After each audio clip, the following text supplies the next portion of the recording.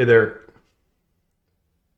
my name is John Keel, and I'm an Associate Professor of Emergency and Sports Medicine at the USF Morsani College of Medicine and core faculty in the Department of Emergency Medicine residency program. And this is a board review lecture for orthopedics. It's going to be rapid fire, not necessarily best practices. And there's a significant overlap with rheumatology, trauma, pediatrics, etc. Starting with the upper extremity, it's important to understand the distinction between the FDP and FDS. The flexor digitorum superficialis attaches at the middle phalanx and the profundus at the distal phalanx. So you can have a laceration to the superficialis, which is substantial, but still have flexion intact distally. So that's important to understand. The jersey finger is an FDP avulsion, so you lose flexion at the DIPJ. Typically, this happens with forced extension while flexing. Imagine that the finger gets caught in a jersey while the patient is going in one direction and the other athlete going in the other direction. So you're trying to flex, and the finger is brought into extension. It is often a surgical problem due to the morbidity, and it should be splinted in flexion. Mallet finger is the opposite of a jersey finger, where there's a extensor tendon tear, resulting in a flexed distal fingertip. This is not always surgical, and this should be splinted in extension to oppose those two tendon fragments. A boutonniere deformity is typically due to a central slip over the proximal interphalangeal joint, resulting in flexion of that joint due to the intact flexor components on the lateral bands and extension of the DIPJ. If it's acutely, you can splint it. Chronic ones, not so much. And then the swan neck deformity is the opposite of a boutonniere deformity, where the proximal interphalangeal joint is held in extension and the distal phalanx is held in flexion.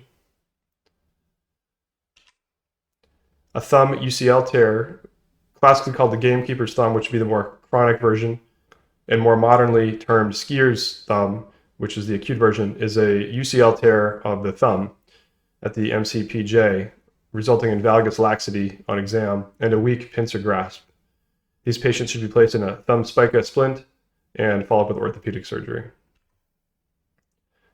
Boxer's fractures are almost universally as a result of a punching mechanism, despite what the patient might tell you, and they should be placed in an ulnar gutter splint and rarely require reduction. Be leery of a patient presenting with a fight bite, where they may have a break in the skin due to teeth.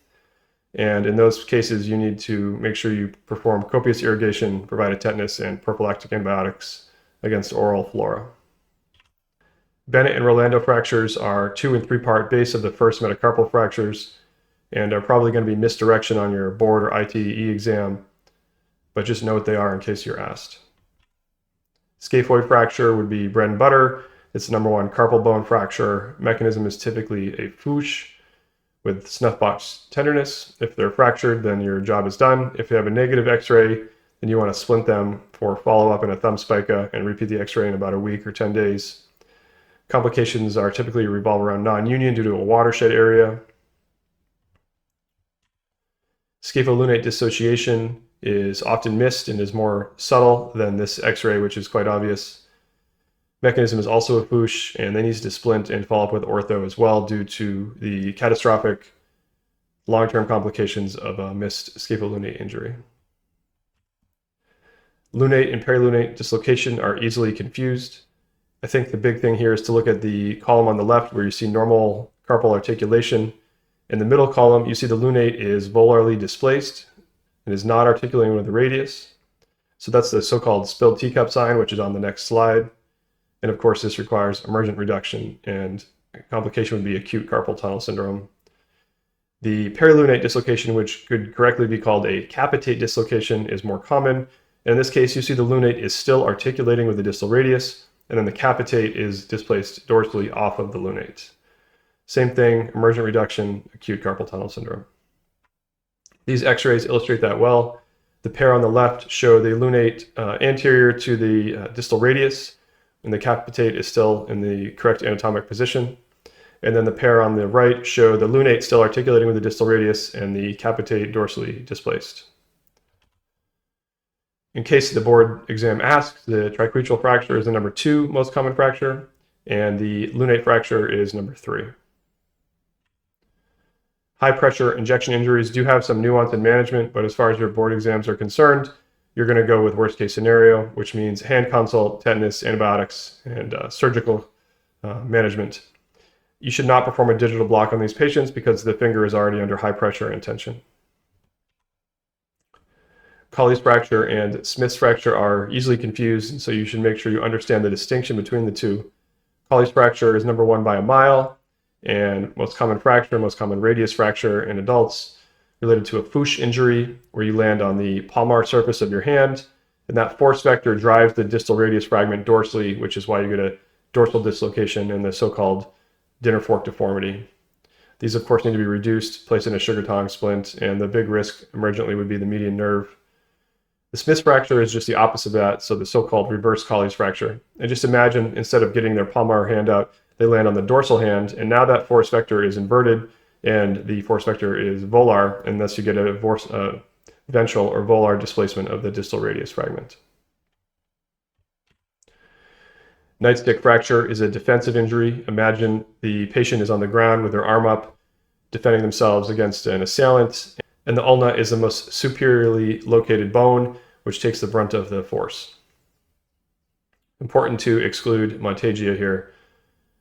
The Essex-Lopresti fracture is a 3-part fracture, which is the radial head primarily, but then that force vector goes down the interosseous membrane and results in a DRUJ dislocation.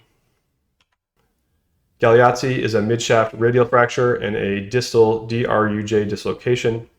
Montagia is a ulnar shaft fracture, which the force vector goes proximal into the radial head, and you get a radial head dislocation. All 4 of these could be in the same question stem, so you need to know the difference between them. I would say remember that Montagia is an ulnar lesion primarily, and Galeazzi is a radial shaft fracture primarily. Olecranon fractures are typically due to direct trauma, but they can also occur due to patients using steroids with heavy triceps extensions and things like that.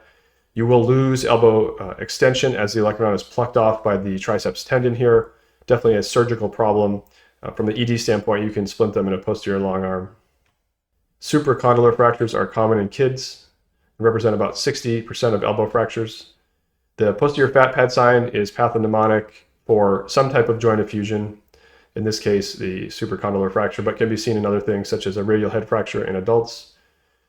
The other thing is the anterior humeral line, which is basically the anterior humeral line should run through the middle of the capitate, but on the picture on the left it does not. So that's a subtle finding you need to know how to evaluate for. The X-ray on the right is much less subtle. And then complications can be catastrophic, including the brachial artery compartment syndrome and a Volkmann's contracture. Volkmann's ischemic contracture is necrosis of the wrist and finger flexors, resulting in this claw hand deformity. This could be a picture on your exam. They might ask you, what fracture pattern was this associated with?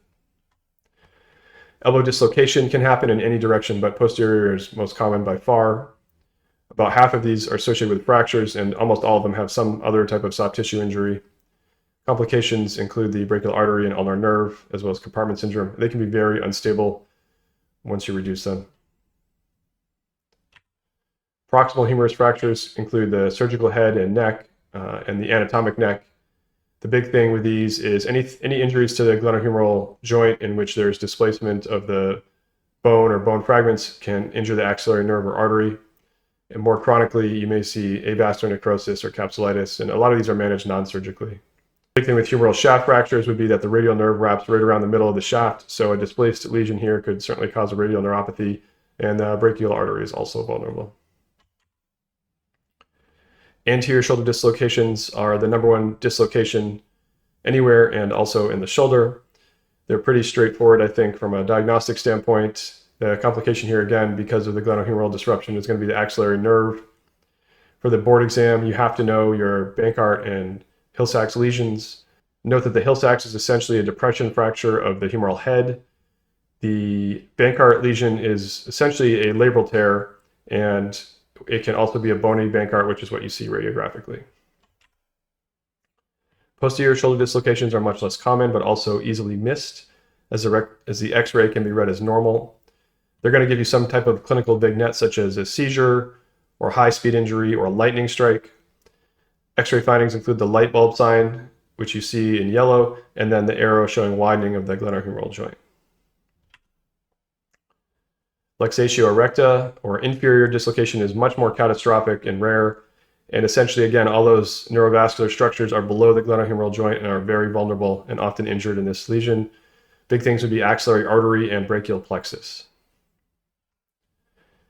AC joint sprains and separations. I think the most important thing to point out here is that type 1 AC joint injuries are radiographically occult.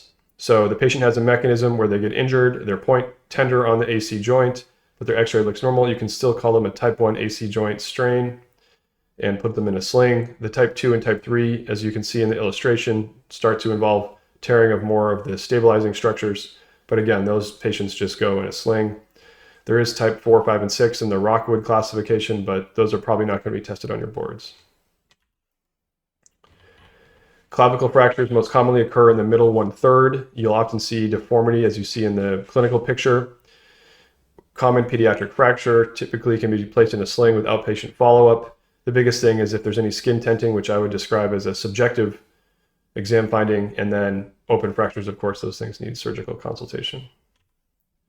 Sternoclavicular dislocation. The x-ray is essentially useless. CT would be the gold standard. Ultrasound is also valuable here. Anterior is okay in quotes.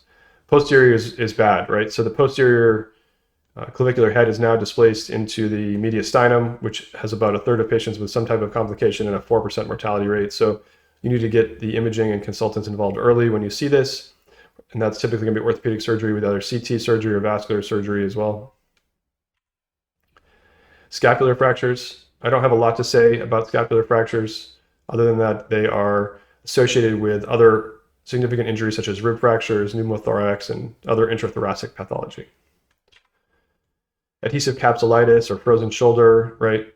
The big thing here is they're going to give you a picture of a patient who was immobilized recently with diabetes or thyroid dysfunction and ask you what the diagnosis is. Loss of range of motion is pathognomonic. So the treatment is PT, especially range of motion with injections. Rotator cuff injuries come in many flavors, acute and chronic tendinopathies, acute and chronic tears, impingement, but it is the #1 cause of shoulder pain, so know your rotator cuff muscles, and then NSAIDs, PT, ortho. Now we'll get into the lower extremity. Posterior hip dislocation is the most common flavor of hip dislocation. It's adducted, internally rotated, and shortened, and that's important to understand.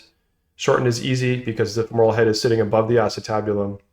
It's internally rotated, and it's adducted.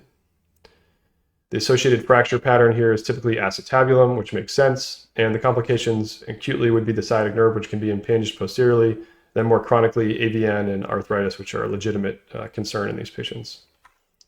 Hip fractures are typically from a fall from standing, so it can be a very mild vector or mechanism.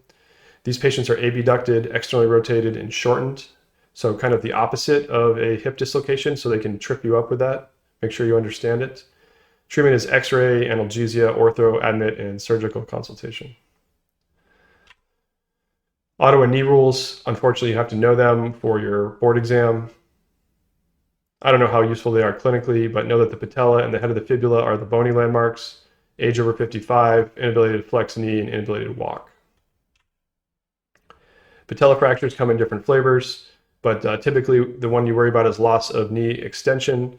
So you need to place them in a knee immobilizer, try to approximate those bony fragments, and they need to see an orthopedic surgeon for intervention. And do not confuse with a bipartite patella, which is essentially a physeal plate that did not fuse correctly. Patella dislocations are very common. Typically they go laterally. You can reduce them with medial pressure and extension of the knee and place them in a knee immobilizer. And I put patellofemoral in here in quotes because you should not confuse that with a knee dislocation, which is a femorotibial dislocation and much more catastrophic. About half of these will reduce spontaneously prior to arrival. If they do not, you are responsible for reducing them. You should perform a structural exam to help confirm your suspicion, and most importantly, evaluate the neurovascular status, typically with a CTA. This is an orthopedic surgery consultation plus or minus vascular surgery, depending on what your vascular lesion looks like. Complications, of course, are the popliteal artery and the common perineal nerve. Tibial plateau fractures come in different flavors. It is the most common knee fracture. They can be subtle, as in the picture on the left, And then, of course, more obvious, as the picture on the right shows, the subtle ones sometimes require CT. They can be radiographically occult, or require a significant force, and orthopedics should see these patients. Extensor mechanism injuries essentially mean you can't extend the knee. It's a surgical problem, and in general need to be placed in a knee immobilizer. The quad tendon tears are going to be in older patients and result in patella baja, which would be a low-riding patella due to intact patellar tendon pulling distally. Patella fractures are typically transverse, and you'll see fragments pulled proximally and distally due to the intact tendons. Patella tendons are going to be in younger patients, and you're going to see patella alta, in which the patella is high riding due to an intact quad tendon. And then finally, in pediatrics, you can see tibial tuberosity avulsion fractures as well. Patellofemoral pain syndrome, or anterior knee pain, is often an overuse injury, and the etiology is pretty broad. Most common cause of knee pain, typically worse with sitting for long periods of time, standing, long car rides or plane rides, squatting, stairs, things like that. They'll have a positive patellar compression test, apprehension, or grind test. And then the treatment is really PT and NSAIDs, and then whatever you think the underlying problem is. Patellar tendonitis, aka jumper's knee, is going to have some type of history of a jumping sport like volleyball or basketball, and they will be point tender over the inferior pole of the patella. Treatment is essentially cessation of the offending activity, but also PT, NSAIDs, ICE, etc. The cruciate lesions and collateral lesions are hard to get into the nuances of in this board review, but I will briefly comment on them. ACL is most common. You're going to have a non-contact injury with a pop and a positive anterior drawer or Lockman's test. You may see a Sagun fracture, which I have on the next slide, but is essentially just a avulsion fracture of the anterior longitudinal ligament associated with the ACL. Posterior cruciate ligament, less likely to be tested, but a positive posterior drawer test. The MCL requires trauma to the lateral knee, putting stress on the medial side of the knee with a positive valgus stress test. And the LCL, of course, is the opposite, with trauma to the medial knee and a positive varus stress test. All of these patients are going to be treated essentially the same with hemarthrosis, X-ray splint, non-weight bearing crutches, ortho, and MRI follow-up. Here's your Sagun fracture with these little avulsion fractures over the lateral tibial plateau associated with the ACL tear. Meniscus injuries typically involve twisting or changing of direction, medial more common than lateral. Remember the terrible triad. Clicking and popping and mechanical symptoms are common. Positive McMurray's test or joint line tenderness. And the treatment is essentially the same as the cruciate and collateral ligaments. The Ottawa ankle rules, you have to know these, right? So it's going to be the posterior lateral malleolus and posterior medial malleolus, as well as the navicular and the base of the fifth metatarsal. And these are the four most commonly fractured bones, which is why they're included. And the patient also needs to be able to bear weight. Lateral ankle sprains are very common, right? They represent 90+% of all ankle sprains with an almost universal inversion mechanism. ATFL always tears first, right? Followed by the CFL and PTFL. Treatment is NSAIDs plus or minus crutches and immobilization depending on how severe they are, which leads you into the ankle sprain grading, which you should know. Grade 1 is the very stable, basic one. They are minimally symptomatic and need minimal immobilization. Grade 2 has difficulty ambulating, and you could consider an air cast or a walking boot. And grade 3 essentially can't walk, so walking boot and crutches for sure. Medial ankle sprains are much less common, right? Representing less than 10% of all ankle sprains, and typically involve some sort of eversion injury with external rotation, but the treatment is essentially the same as the lateral ankle sprains. Achilles tendon ruptures, you're going to see those in your weekend warriors with a typically normal appearing x-ray. Ultrasound is very useful here. They may have a history of RA or lupus or recent steroid or fluoroquinolone use. They're going to describe a pop. They're going to have a positive Thompson's test, which is on the left here, where you don't get plantar flexion when you calf squeeze. And they're going to splint them in plantar flexion to oppose the two tendon components and have them follow up with ortho. Mesa new fractures are commonly missed, and they are associated with ankle injuries, which is why they're in the ankle section. Essentially, the ankle is disrupted, the interosseous membrane is disrupted, and that force vector finds its way out the proximal fibula. So when you examine a patient with ankle pain, always palpate the fibular head. These are missed by emergency medicine physicians. It can be a surgical problem due to the instability of the leg itself. The complication you'll probably get tested on would be foot drop or perineal nerve injury. Calcaneus fractures can be subtle or obvious, as in the right x-ray here. They require significant axial load, and if they are occult, typically you're going to get a CT scan. However, the boards love to ask about Bowler's angle, which is essentially two imaginary lines between these three components of the superior calcaneus, and the should create an angle less than 40 degrees. And if it's greater, then it suggests a fracture. Risk would be a compartment syndrome. And then the other thing the board loves to test on calc fractures would be vertebral fractures. There's something called the lover's triad, where if you jump off the second-story building and land on your heel, you break your calcaneus. That drives a force vector into your spine, resulting in a vertebral fracture, and then you fall forward and break your wrist. So lover's triad. Talus fractures are less common, but you may be tested on this. Snowboarder's fracture is a lateral talus process fracture. Can be radiographically occult, so CT can also be useful here. And these have a very high risk of avascular necrosis. Lisfranc injuries are pretty common, and you'll almost certainly be tested on this. It's important to distinguish between a Lisfranc joint, which in the illustration is underlined by the green line, essentially the tarsal metatarsal joint, and then the Lisfranc ligament, which stabilizes the medial cuneiform to the second metatarsal there in the red line. So the force vector is typically a significant axial load on a plantar flex foot. Imagine somebody's foot is on the ground in plantar flexion, and then somebody else lands on top of their heel and drives their body weight through the foot. The Lisfranc joint is the most vulnerable and is typically a pretty catastrophic injury, resulting in an x-ray like the one on the left, which is obviously highly unstable. You will see plantar ecdymosis, and there's something called the flex sign. The blue arrow is pointing to a fairly dramatic one, but you can see a very subtle finding of the flex sign there. And sometimes you can see bilateral weight-bearing films to help look for any widening of the joint. But these days, typically MRI. You should be able to distinguish between Jones and pseudo-Jones fractures, or you're going to be required to probably. So the Jones fracture is going to be a metaphyseal-diaphyseal junction, or so-called zone 2, which is the green area on the illustration. This is a little bit distal to the tarsal metatarsal joint line, okay? These patients are going to be non-weight bearing and require orthopedic surgery due to high risk of non-union in the watershed area here. As opposed to pseudo-Jones, which is essentially a avulsion fracture in the zone 1 area. These fracture lines typically are vectored into the tarsal metatarsal joint, which will help you distinguish the two. And these patients do fine in a post-op shoe. So big difference between the two. All right, now we're going to talk about the back. So low back pain, you need to be able to think about this objectively. On the board exam, if they give you red flags, then they are doing it purposefully. Red flags include trauma, spinal surgery, fever, severe pain, which is of course subjective, neurological deficits, bowel or bladder impairment, HIV or other immune suppression, tuberculosis, cancer, age over 55, prolonged symptoms greater than 6 weeks, and IV drug use. Exam red flags include motor weakness, loss of perianal or perineal sensation, loss of deep tendon reflexes. A straight leg raise test is pretty specific for radicular back pain, so if they give that to you, that is not a red flag. Absence of red flags, no imaging, analgesia, and outpatient follow-up. And if red flags are present, of course, you need to work that up with labs and an MRI. This is an MRI of what cauda equina syndrome can look like, where you see a significant disc bulge posteriorly, compressing the cauda equina.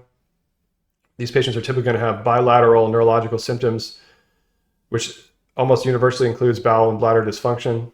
So much so that a post-void residual less than 200 ml is 99% sensitive to exclude cauda equina syndrome.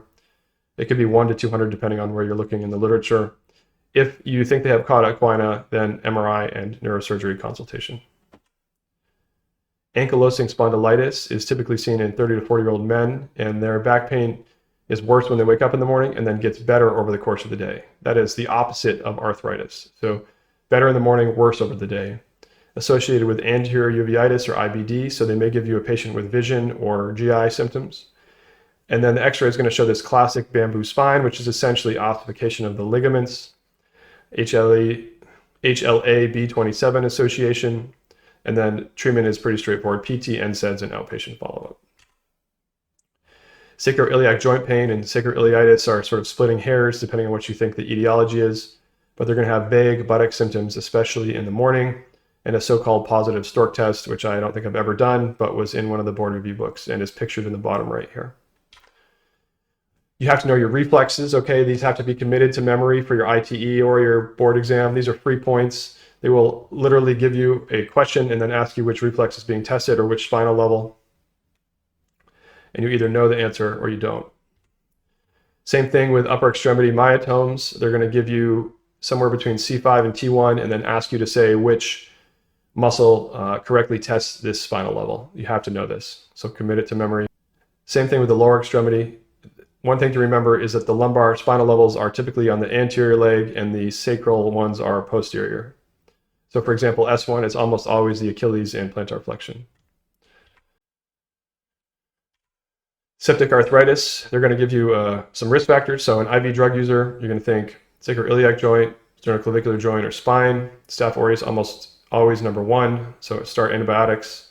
In young sexually active patients with a negative culture, you're going to consider gonorrhea. The knee is the most commonly affected joint. The spread is typically hematogenous, and arthrocentesis should show some component of purulent synovial fluid, a high white count, high neutrophil count, low glucose, and positive culture. Gout typically affects the first MTPJ, which is called podagra. Knee is number 2. These patients are going to have a synovial fluid that shows needle-shaped, negatively biorefringent crystals, and you're going to treat them with NSAIDs, corticosteroids, and colchicine. Pseudogout is another flavor of this, or calcium pyrophosphate disease. This is going to show you chondrocalcinosis in the knee, which you can see on this x-ray where there's calcium deposition in the cartilage and menisci. This affects the knee over the first MTPJ, so that should help clue you in. But they should give you rhomboid-shaped positively biorefringent crystals, and the treatment is similar. Osteoarthritis is going to be weight-bearing joints, so the knee and the hip, and then followed by the first MTPJ, typically an older age patient in works with activity. They may comment or show you some Heberdin's or Bouchard's nodules, which typically is the DIP and PIPJ, okay? They're going to treat this with rest and NSAIDs. This is different from rheumatoid arthritis, which notably involves the metacarpal phalangeal joint, okay, as well as the wrist. They're going to be a younger patient, worse in the morning, spares the distal interphalangeal joint. I couldn't tell you why. And they're going to have other symptoms. Other organ systems will be involved in that question. You're going to treat with immune suppression, orthobiologics, methotrexate, etc. Systemic lupus can present with joint pain. It's going to be an African-American woman of a young age. They're going to have other symptoms, of which malar rash would be the most commonly presented, and they may clue you in with a drug such as hydralazine, INH, procainamide, phenytoin, or sulfa. Other joints of note or other causes of joint pain worth mentioning. So rheumatic fever, you're going to think large joints and migratory pain. Reactive arthritis is going to be in a young male who's seronegative, and you think can't see, can't pee, and can't climb a tree. They may have a viral prodrome, they may have chlamydia, and they did not get better with antibiotics. Gonococcal arthritis is going to be in a young sexually active patient with migratory joint pain, affecting the wrist and hands and ankles, so it's medium-sized joints. They're going to have a negative culture, and they may have a rash on their fingers, and treat them with penicillin. Lyme disease is going to be knee, it's going to be migratory as well, and it's going to be months after the exposure, so this may be a patient who went to New England and then came back south. You're going to treat them with antibiotics. Psoriatic arthritis is going to be a symmetric polyarthralgia. In the real world, this may precede any other symptoms, but on your board exam, they're going to give you either dactylitis, rash, anemia, etc. They may show you an x-ray with some erosion or pencil and cup deformity. You're going to treat it with NSAIDs and DMARDs. Arthrocentesis, you should know how to interpret. In traumatic cases, you're going to see significant RBCs without a lot of whites. That could be iatrogenic, but in the right context, that would fit the clinical picture. A non-inflammatory patient, such as, say, osteoarthritis, you'll see a low white count with transparent clear fluid. In an inflammatory condition, such as gout, you'll see whites, cloudy and yellow. And then infectious, you're going to see a lot more whites. It's going to be cloudier to purulent. The white count, ESR, and CRP are not specific to septic arthritis, but are useful to monitor treatment. And that's what our ID colleagues do on the floor. It's worth commenting on rhabdo. The causes are pretty wide, but think about trauma, heat, tox, exercise, ischemia, polymyositis, seizures, burns, sepsis, viral. Signs and symptoms are subtle and require a high index of suspicion. Only about half of patients have myalgias, and dark-colored, Coca-Cola colored urine is not common. Diagnostic criteria include a CK of 5 to 10 times the upper limit of normal. However, it is not specific to rhabdo. What is useful is a urinalysis with blood from the globin, but no RBCs. All the intracellular electrolytes are released, so you're going to have a high potassium and a high phosphate, and then the proteins are going to bind the calcium. So you need to get an EKG, you want to hydrate them, and you want to alkalinize their urine. Olecranon, trochanteric, and prepatellar bursopathies are likely to be on your exam. Olecranon bursitis, think about a truck driver with repetitive microtrauma from their arm resting on the console. Trochanteric bursitis, you can see as an overuse injury related to a lot of other pathology. And then prepatellar bursitis, think about a carpet layer or a housekeeper who's on their knees all day. It's going to be red and warm and typically aseptic, although it can be infected. You're going to treat it with compression, ice, NSAIDs, and discontinuation or modification of the offending activities. If you think it's infected, of course, give them antibiotics. Carpal tunnel syndrome, you will almost certainly be tested on. Number one, compressive neuropathy. It's very common. They're going to give you a patient who's probably female, pregnant, and obese, with or without diabetes or thyroid dysfunction. It's typically insidious, starting in the dominant hand. They might map out 3.5 fingers as the affected digits. Durkin's test is what's likely to be tested, which is shown in this left lower part of the slide. And essentially, you're applying compression at the carpal tunnel for 30 to 60 seconds to reproduce their symptoms. It's a very good test. You're going to treat them with night splints, NSAIDs, PT, hand surgeon kind of stuff. Plantar fasciitis is a clinical diagnosis of medial plantar heel pain, which is pathonemonically worse when you get out of bed in the morning. The way I think of it is when you're non-weight bearing, that plantar fascia starts to contract. So if you're in bed all night, then you get up to start your day and you start putting tension on that contracted plantar fascia, it hurts. And that's why it's worse in the morning. They're going to be tender over the medial calcaneal tuberosity, and treatment includes things like arch support, heel pads, night splints, PT, steroids. You should be able to distinguish between a felon and a paronychia. So felon is an infection of the pulp and is typically a volar problem, although it can swell dorsally.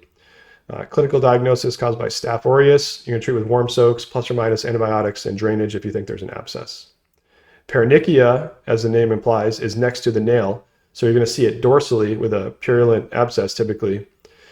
It's the most common hand infection, also caused by staph, and it's typically swollen and tender by the nail fold. And do not confuse it with herpetic whitlow, which you do not drain, as opposed to paronychia, which you do.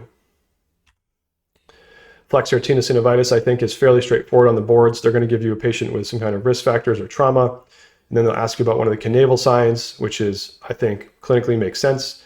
If their flexor tendon is infected and the finger is held in a flexed position, the finger is typically uniformly swollen. And if it's held in a flexed position, then of course it's going to hurt to put it in extension, and you're going to be tender over that flexor tendon sheath. So that kind of all makes sense. It's a clinical diagnosis confirmed by MRI or perhaps ultrasound in the future, although I'm not sure how specific ultrasound is. And then you're going to treat it with IV antibiotics, admit them, and orthopedics obviously needs to see these patients. Osteomyelitis, you may be asked about the bugs. So neonates are staph, strep, and enterobacter. Once you get a little older, you have to consider H. flu. In adults, it's going to be staph. In sickle cell disease patients, it's also staph, but salmonella is also characteristic and could be tested. If there's a puncture wound, especially by the ocean, you're going to think Pseudomonas. Typically, direct contiguous spread. The signs and symptoms are nonspecific, so I didn't even include them. But diagnostic criteria include purulent drainage from the site, positive culture, localizing bony tenderness, and radiographic changes in which MRI is more sensitive than X-ray. And of course, you're going to antibiose these patients. And a few comments on pediatrics. You absolutely have to know the Salter-Harris classification, right? 1 through 5. Know the Salter mnemonic. The big things to point out is type 1 is the radiographically occult one. So if you have a good mechanism in point tenderness over the physes, despite a normal X-ray, treat them like a fracture. Think of it like the scaphoid, where you don't know for sure, but they're so tender and you're worried about it, so you're going to splint them and have them follow up for repeat X-rays.